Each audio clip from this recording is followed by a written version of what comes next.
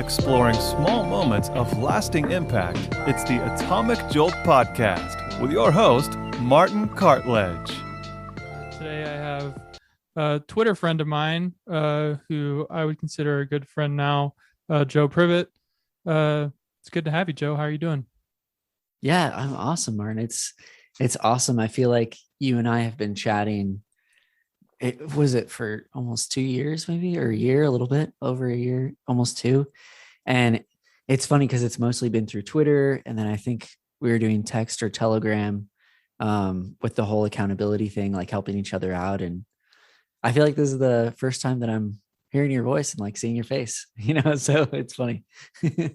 Yeah, no, exactly. And when I was like thinking of people to have on the show, I was like, well, I obviously want, not just a bunch of my friends from Colorado. I'm like, I've met some like pretty cool people on Twitter. You were like the first person. I was like, oh yeah. I mean, I haven't talked to Joe in a little while. Yeah, that'd be perfect. And I know that we have a lot of similar interests and that kind of stuff aligned with what I want to do for the podcast. So you're wanting to talk about Star Wars and Mandalorian and kind of reconnecting with people through COVID, which is like super appropriate as like another variant arises and it feels like it's never going to be 100% back to normal. So Star Wars is like such a big, umbrella of a topic. I guess like the cliche question, I'm interested because even though it's like this vastly popular thing, everyone has like their own little story of how they found it or discovered it or whatever. So I guess how were you introduced to Star Wars? Yeah, good question. Yeah, I think, so I grew up, I'm 27. So I grew up and, I watched, like, I remember probably the most specific was like seeing episode 3 in theaters. I was probably 7th or 8th grade, maybe freshman year. No, probably 7th or 8th grade, I think. And, yeah, I mean, like, I didn't fully understand the story. Like, I just kind of followed the action, didn't really get into the plot and things like that, because I think I was too young to care. And, I saw all the movies, kind of like it fell out of my life. Like, it wasn't a main interest. And then The Mandalorian came out. And I saw a bunch of people on Twitter, funny enough, talking about it, like talking about Baby Yoda, and Grogu. And I was like, what is this? Like, I didn't have Disney Plus or anything. I didn't even have Netflix. And I was like, okay. I just moved to a new state. I'd moved to Washington for a job. And that was in January of last year, 2020. And I moved there, and my wife at the time was going to move up 2 months later because I had 2 months of training at my new job.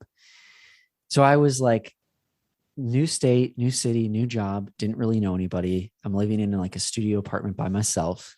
And then COVID hit. And so I was like, okay, well, I think I'm going to start watching The Mandalorian and kind of like rekindle this interest in Star Wars and try and get into it. And, 6 months prior, I talked to a coworker who was way into Star Wars, and she was like, you should get Disney Plus. You should watch the Clone Wars. You should watch Rebels. You should get into it. And I was like, okay. And so I kind of committed to it. And that was kind of how, going from like years ago, having some interest to like, now it's like, I'm reading news, following Star Wars Theory and these YouTube channels and trying to keep up with the latest scoop. But yeah, it was because I was alone and during COVID, I didn't know anyone. And Star Wars felt like a thing that I could get into and keep up with.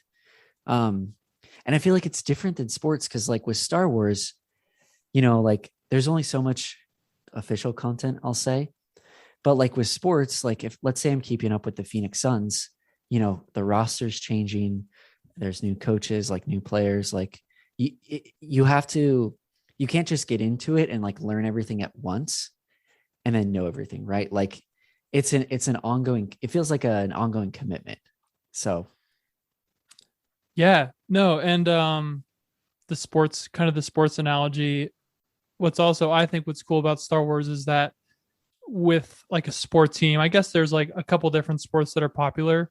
So maybe a handful. I think it's rare for people to be really passionate about like multiple sports, but if you're into Star Wars, it's increasingly getting like vast, and there's like so many things you can kind of just like go off in and explore. And like you said, YouTube theory videos. I mean, it's only going to keep growing. I feel like as more the fandom increases too. And so I think the well there is pretty deep for like stimulation and exploration and things like that. That's cool. So you watched that was Revenge of the Sith the first Star Wars movie you saw? I definitely saw, episode 4, 5, 6 when I was younger. But episode 3, Revenge of the Sith, is the one that sticks out in my mind of like, I remember being at my friend, this guy, Luke Braun. I was at his house and, we were getting ready to go see it. And his parents took us to the theaters and we saw it in theaters. Yeah. Yeah. So you said like you were like kind of lukewarm interest in Star Wars. Would that be like accurate? Yeah, totally. And so were you kind of like in your friend group, like from basically like when you're like 8th, 9th grade, you watched Revenge of the Sith to like you're in Washington and you're kind of like you have like this rekindled interest. Would you say your friend group, you were the one that was most into Star Wars? Or because I feel like in friend groups there's always like a Star Wars fan for some reason. They're so big now. Yeah. Were you like the Star Wars fan, or were you kind of just always middle of the pack, just like, I mean, I like it, yeah, but you weren't like this crazy diehard fan? Yeah, I would say middle of the pack. And then when I went to Washington and I started watching the Clone Wars and Rebels and rewatching all the movies, that was kind of when I transitioned from more closer to the diehard fan. And like, I think it was even when episode 9 came out. I'm trying to think when that was, but at the time I like texted my old high school friend group and was like, hey, does anyone want to go see this? And no one said yes. So I ended up going with like a coworker who wasn't like a big Star Wars fan, but he's like, oh dude, like I want to go to the movies. So yeah. And I would say now, like I saw a bunch of my high school friends over kind of the Thanksgiving holiday. And I was I was talking to someone and I was like, oh dude, like, have you seen The Mandalorian? He's like, yeah. He's like, me and my girlfriend watched it. And I was like, oh, are you excited about the Book of Boba Fett? And he's like, what's that? And it's like that moment, I was like, okay, like maybe I'm into this a little bit more than some of the other guys here. Yeah. Well, that's cool though. I mean, people have listened to this, they probably already know, but like I'm a very big Star Wars fan, like an intense one. And so I like sometimes I'm like jealous of people that can like rein it in and just kind of have like a normal admiration of it and just kind of be middle of the pack like you. And because I feel like if I ran into someone that didn't know that, I'd like overwhelm them and be like, oh my gosh, so like here to da.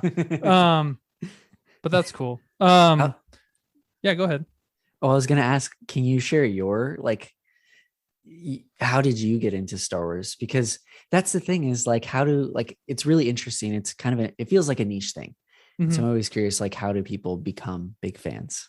Yeah. With me, it was like my dad, like 100%. My whole dad's side of the family live in Central Florida, so near Disney. And so growing up, I mean, as far back as I can remember, honestly, it was always like I grew up around like Disney and like Star Wars, and Disney just because of like geographically it was right there, and then Star Wars, I think my dad was just always super into sci-fi stuff, like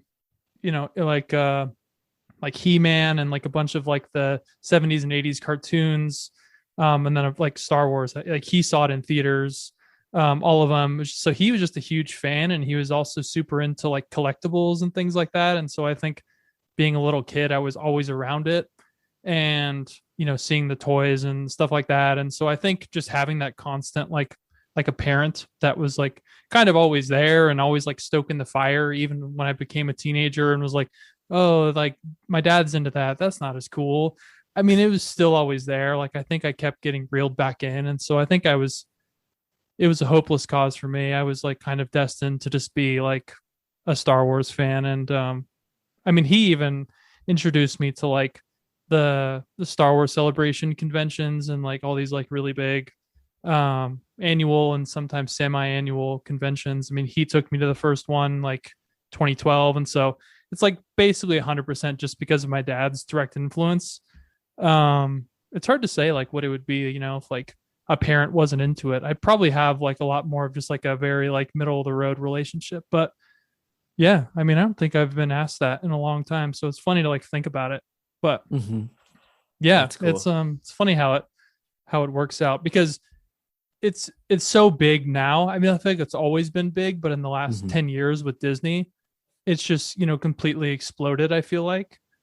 But kind of going back to the Mandalorian and the convention stuff, I was in Chicago for a convention in 2019, April of 2019, when they like announced like the trailer of Mandalorian. And like most people, I didn't really know a whole lot about it outside of like, okay, it's like around the Mandalorians in some way, shape, or form. Do you remember seeing the trailer? What were your thoughts about it? Oh man. I mean, I didn't know what to think. Because again, at that point, all I was seeing on Twitter were the comments and memes about Baby Yoda. And I was just trying to wrap my head around that. And so I watched the trailer and I was like, oh, this is so cool. But at the time, again, like I'm in this new state. I don't know anyone. Again, my friend group, I didn't have any diehard Star Wars fans so I could connect with. And so the only person I felt like I could talk to about it was that old kind of like coworker friend who I'd met, say, 6 months prior, who I want to say she told me about the Mandalorian. And then I saw the memes and stuff. And then, when I said I was going to watch it, she gave me like, okay, she's like, you got to watch this, watch the movies in machete order, and then watch all these shows and then tell me about it. And so I had someone to talk to about it. And that was probably part of the reason I did it as well, because, you watch the trailer and you're like, okay, like, I don't really get it. It's this Western. Is it like Clint Eastwood? Like what am I watching exactly? But then, you realize like how much more it opens up the Star Wars universe and just tells a story within the universe and puts you right there in it. And so after I watched a few episodes and started talking to her about it, it was like, okay, I can get into this. Yeah. Yeah. So would you say that kind of having this person, a coworker that was kind of like I don't know, like a kind of like a direct kind of, I don't know the word I'm really looking for, but someone that you can basically just kind of talk shop Star Wars with. Do you think that like made your situation more comfortable as a whole? Because like you said, like your wife wasn't there, you're in this like place that you haven't lived prior, you're kind of spending a lot of time on your own. So I imagine that helped quite a bit with like your level of comfort. Yeah, totally. Because it's like, it's this new thing. It's like, do I want to invest the time into watching all these episodes and series if I'm not going to have anyone to talk about it with? And so, yeah, I would say you're absolutely right. I think, like you said, having someone to talk shop. I mean, I feel like in some ways it's similar to like programming, like same kind of thing, like didn't have a lot of high school friends or people who were studied computer science in college or knew how to program or knew how to build apps and websites and things like that. And so I found that community on Twitter. But with Star Wars, like it feels like it's a lot harder. Like there's the Star Wars subreddit. But like even when I think it was the Mandalorian season 2 came out, I tweeted and was like, hey, does anybody want to watch this together? The Disney Plus watch party. Mm-hmm. And so there were like 3 people that responded who were developers into Star Wars. And so we kind of like, it was, I think Friday mornings before work started, we would stream and watch together and just chat over Twitter. That is super cool. Yeah. Yeah, the developer who is into Star Wars, I would like to think there's a lot of them. But who knows? That's super cool though. And a really good segue into, so you mentioned like reconnecting and kind of staying in touch when you're like in a state of, not just only you, but the world is kind of in a state of isolation. I mean, you said this was early 2020-ish. So that's like at the, March, I think, is when the pandemic really started to kick off. So you're introduced to this, you're talking with your coworker about it, and you're like using like your Twitter platform to kind of like reach out, have some kind of social interaction over this thing that you're really into. Um, was there anything else that kind of beside outside of Twitter that you use to kind of rekindle or meet new people, or like, yeah, anything else outside of that? I'm trying to think. I think I might have found Star Wars Theory, the YouTube channel, around that time. Yeah, I mean, honestly, what I think about during that time is going to work. Say, we had food there, so it was breakfast, lunch, and dinner. So I'd wake up, I'd shower, get ready, I'd go to work. I'd work from 8 to 6. I'd come home, and then I'd watch an episode or two of the Clone Wars. And that was my life. And then on the weekend, it would be like same thing, except maybe 10 episodes. Like all I was doing was like eating in front of the TV, just watching Clone Wars. But yeah, as far as finding people outside of Twitter and that coworker, that's the hard part, is like, I don't know how to find people to talk about, right? Because it's like, how do you find people that aren't going to intimidate you because they've seen every movie 100 times and they can recite the script and things like that, to like, hey, I'm just getting into this and I'm watching it and I want to find other people who are at a similar level to me. And so, yeah, I mean, like I would watch some YouTube videos and like read comments and things like that, but I don't think I made any friends, so to speak. So a quick aside, because you mentioned like a Star Wars Theory YouTube channel. Would you say you're primarily getting into that just for like the sake of curiosity, like the lore of Star Wars, since you were kind of just like always like kind of like a casual fan, and you had is it mainly just because is like a product of like isolation and boredom? You were like, oh, I'm curious about this, I'm just gonna kind of go head first into it. Yeah, kind of. Yeah, it was. I think like I've come to realize these days there's so much content. There's so many things that you can put your attention into. And so instead of knowing a little bit about Star Wars and a little bit about Marvel and a little bit about XYZ, I was like, okay, like, instead of really becoming a diehard, say, Phoenix Suns fan, I'm going to learn as much as I can about Star Wars. Because I don't know, I feel like once you dig deep into something, you start to enjoy it more. And so for me, I finished, say, all of the series or all of the official content out there, and I was wanting more. And so, like you said, I would go to these YouTube channels to learn more about the lore. And the other thing that I would do too is, I don't know why I got into this, but I would go watch episode breakdowns. So like Theory would do, like he did this with the Bad Batch. I can't remember if he did this with the Mandalorian, but I would watch the episode and then I would go watch his breakdown to see things that I missed, or see, oh, this ties back to this random episode in Clone Wars. And so it was just kind of like, instead of just scratching the surface level, trying to go deeper into the lore. Yeah. And outside of YouTube videos, how far did the well of the lore go for you? Did you like ever read books? Did it go that far, or did you kind of stop with the TV shows and like YouTube and Reddit?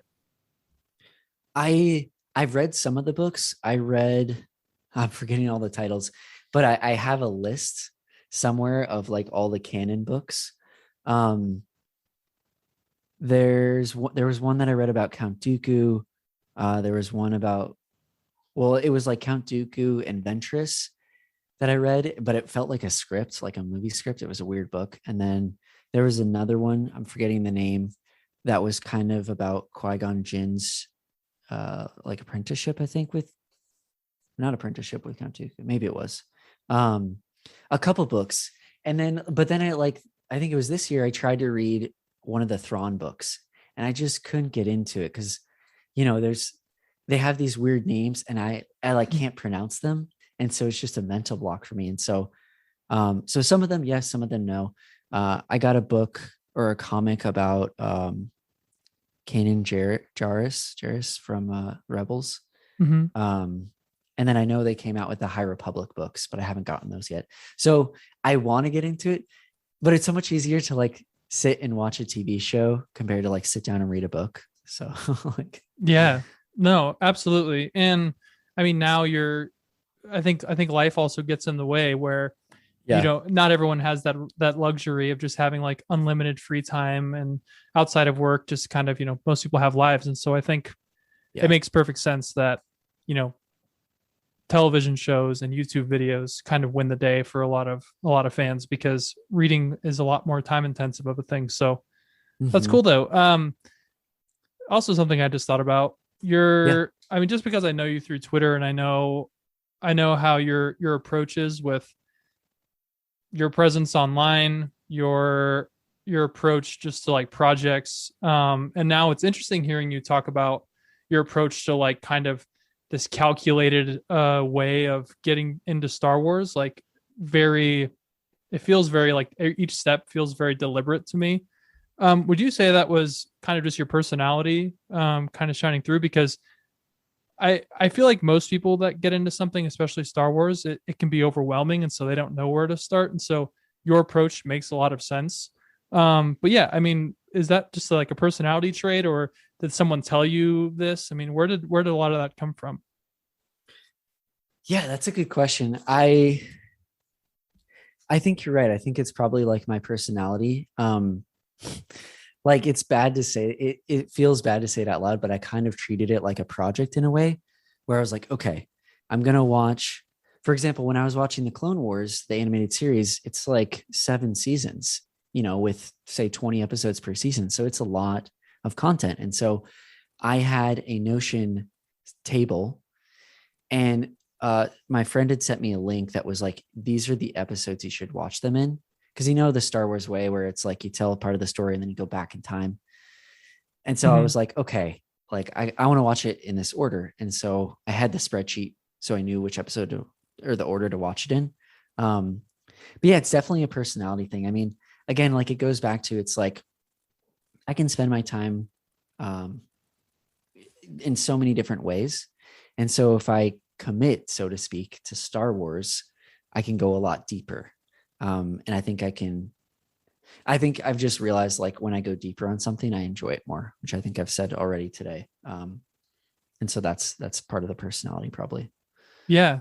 And that with like your kind of like very deliberate approach to it, I think it in a way like pays dividends, and as far as like the platform you have, and like the way you're able to just like kind of put yourself out there and say, like you said on Twitter, hey, I want to watch this.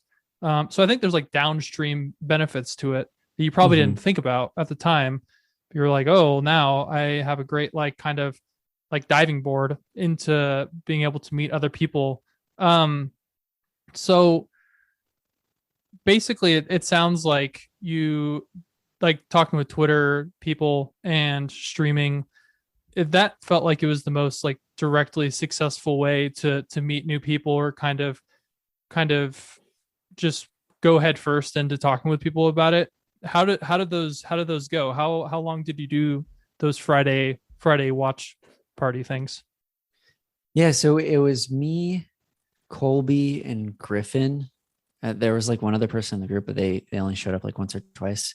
Um, and we did it for the whole season 2, I think, or at least the last 5 episodes. I think it was like eight episodes. But yeah, it was great. I mean, like they showed up. It was like a 7 or 8 a.m. on a Friday for like in Arizona, and yeah, it was fun. I mean, like we would start the watch party, and then we had a private Twitter group DM, and so we would be reacting in real time, like, oh my gosh, I didn't see that coming, and that kind of thing. And so yeah, it was great. I mean, and then the season ended, and then we're like, okay. And I didn't do it with the Bad Batch. And I don't know if I'll do it with the Book of Boba Fett. Maybe I don't know if I told you, but we had a baby about 7 weeks ago. So the attention thing, or like being able to sit down and plan things, is a lot more difficult now. Wow. Yeah. So Yeah. So I've like tried really hard not to like just like blabble this at every point I can in the podcast, but I also had a daughter.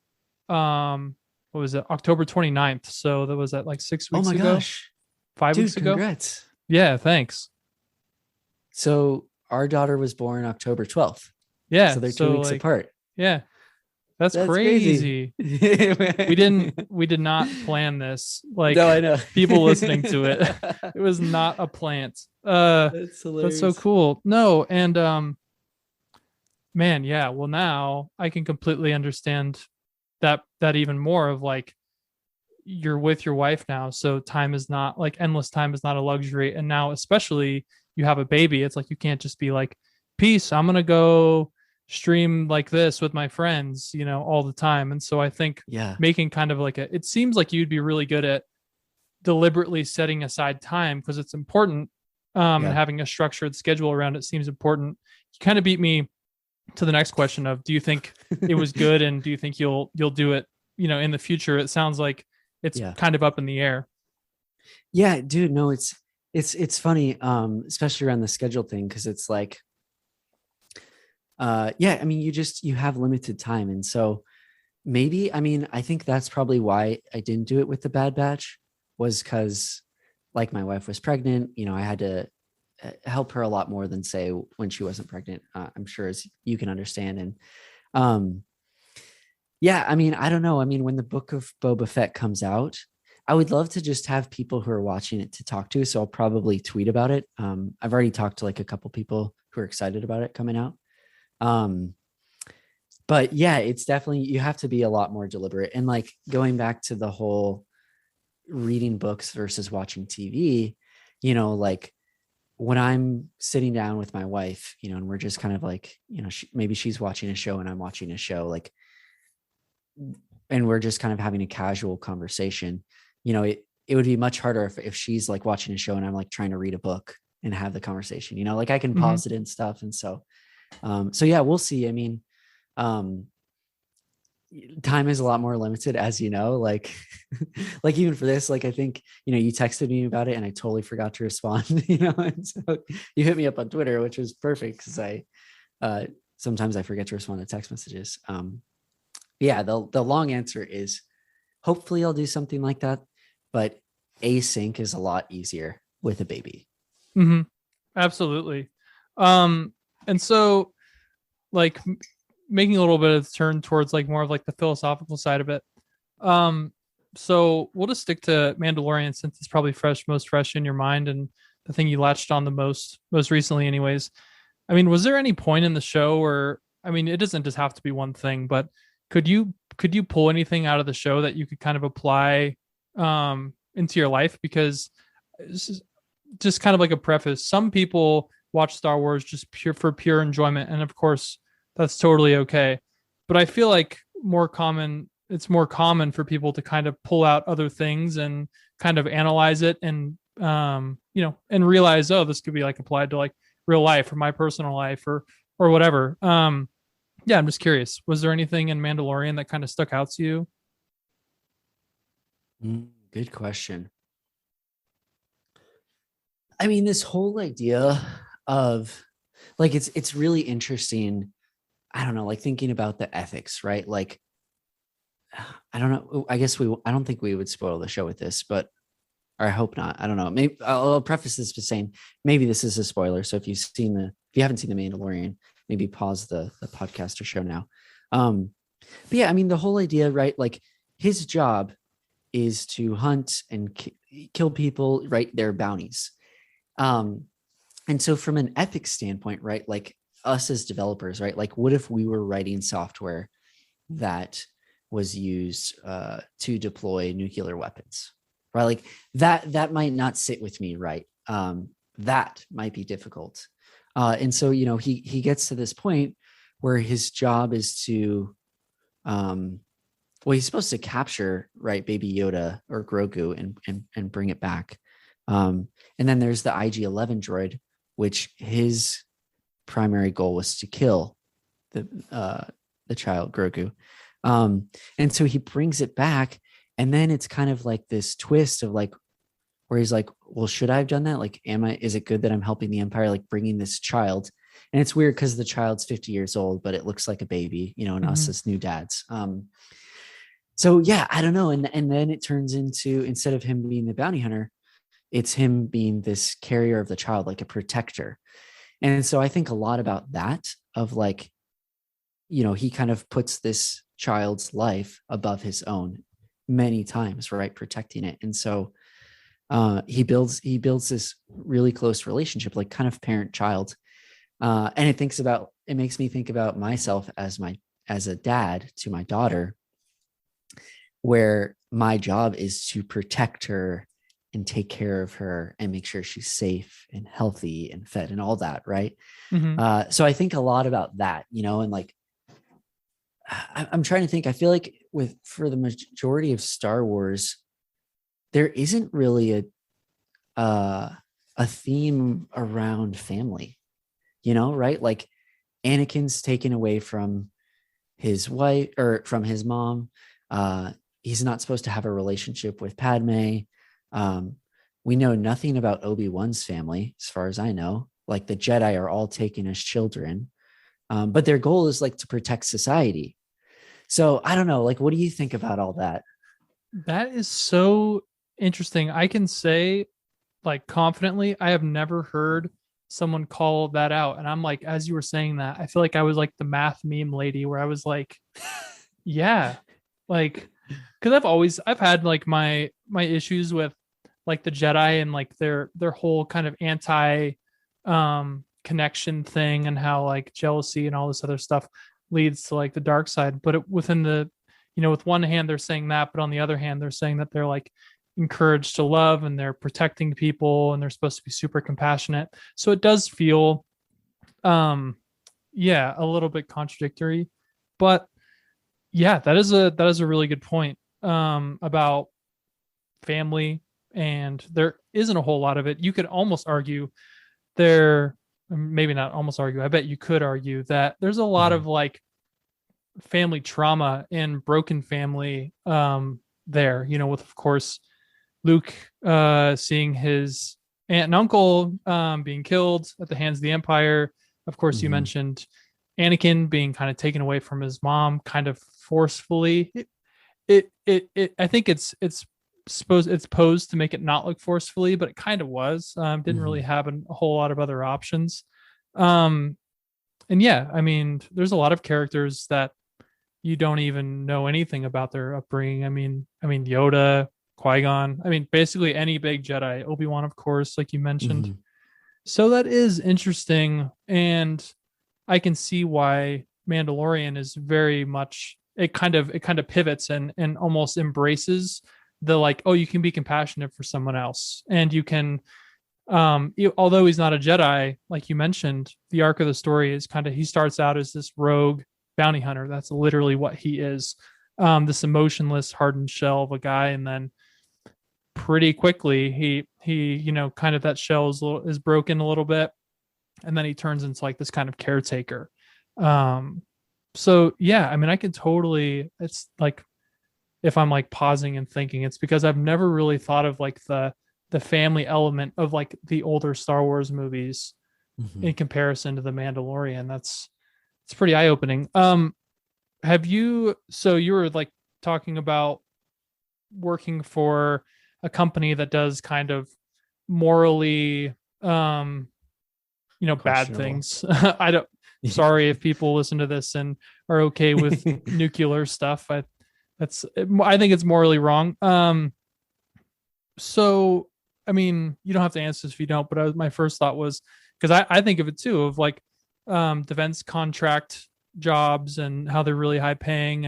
And did you ever, work at a place where you were like, maybe I should leave, or were you like tempted because of like money or benefits? Or because I know a lot of those, defense contractors or bigger companies, whatever, they kind of put you in these golden handcuffs where you're like, well, but like I'd be making like so much more and my family would be happier because I can provide this. I mean, have you been in situations like that?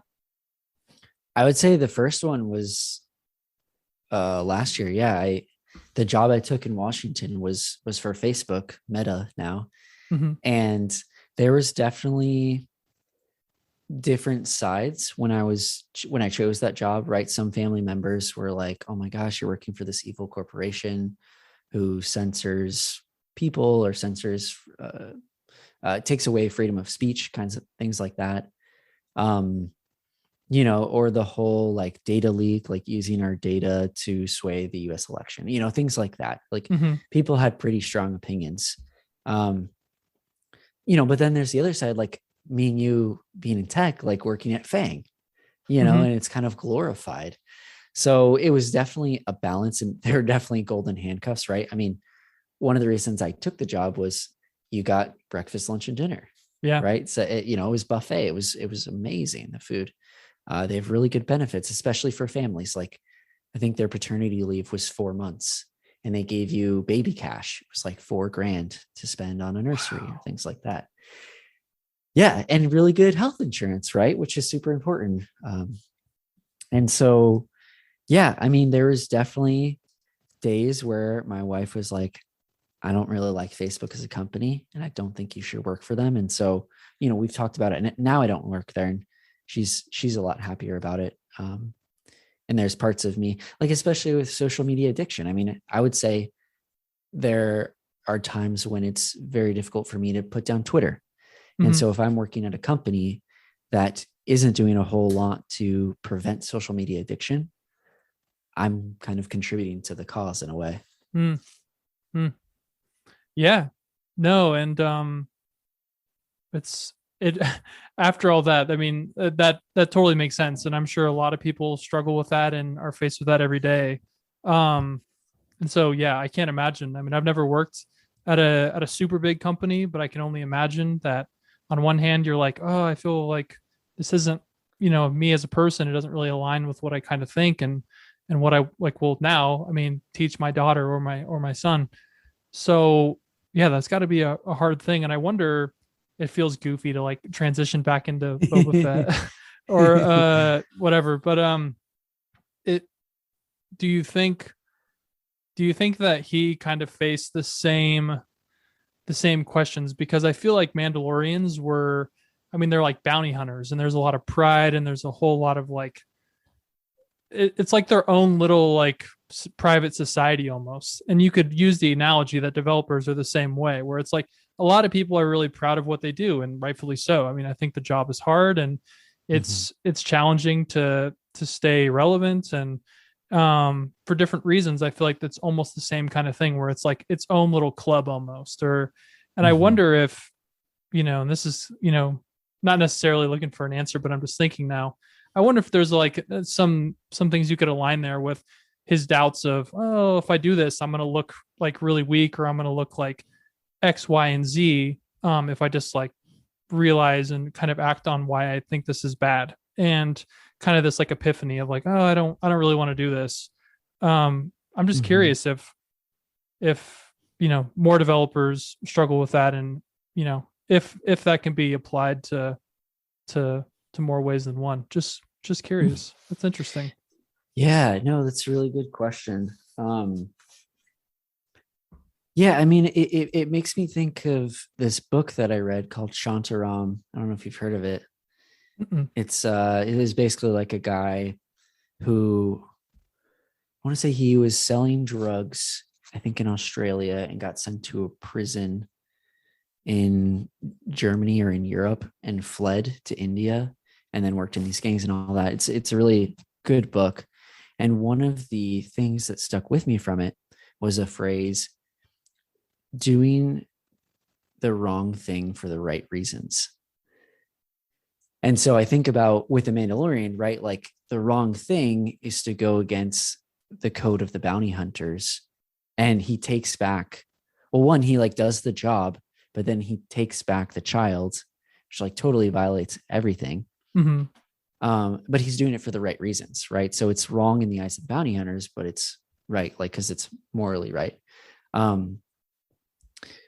Yeah. And then, coming back to developers, I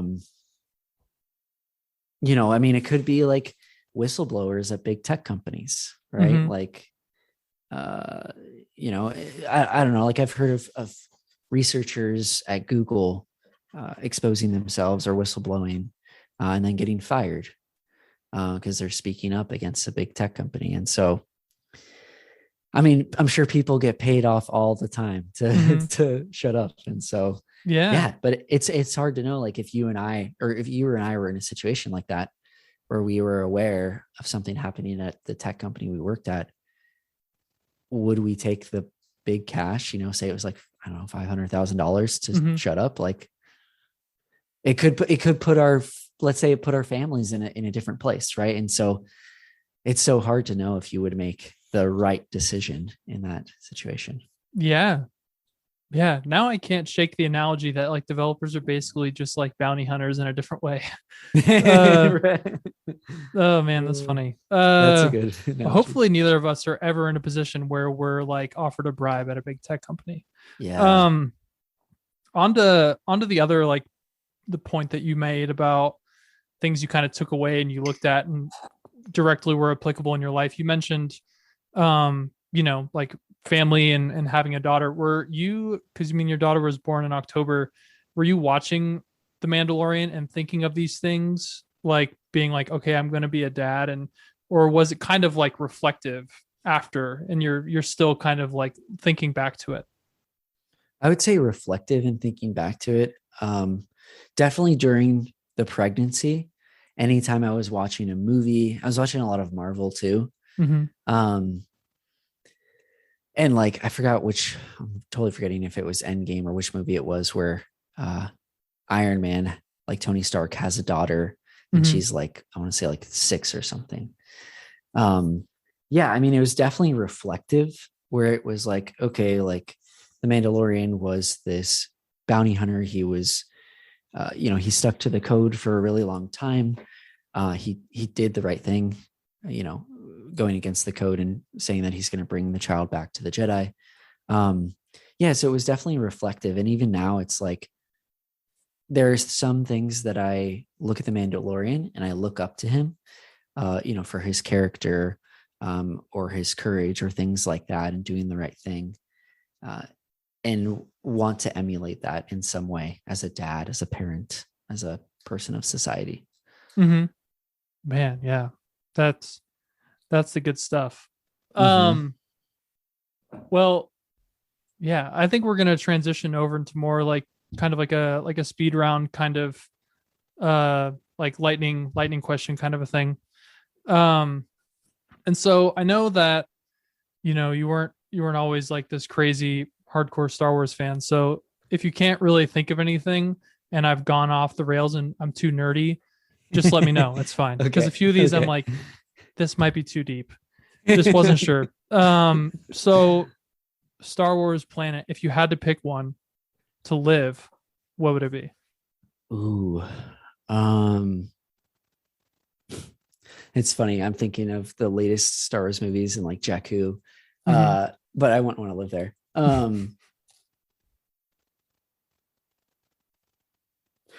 Honestly, I think I built a strong connection around I'm forgetting because I'm on the spot, I'm forgetting the name, but in Rebels, the place that Ezra is from is called Lothal.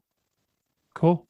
So I would say Lothal because like you've got this town, there's a community there. The Empire comes and they install all these factories and kind of take it over. But later, if you, spoiler alert, if you watch the Rebels, they take it back. But there's a Jedi temple on it.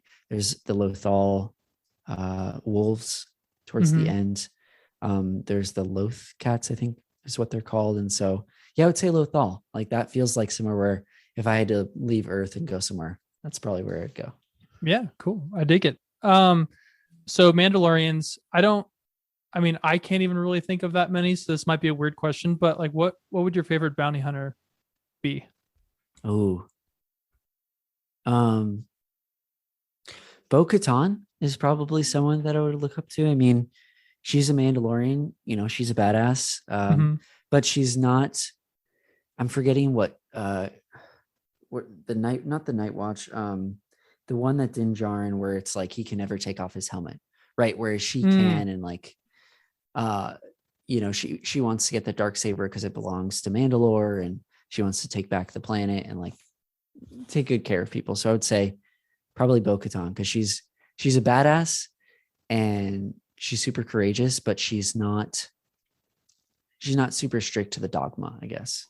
Sure. Yeah, no, that makes sense. So you've mentioned a whole lot about like Clone Wars and Rebels.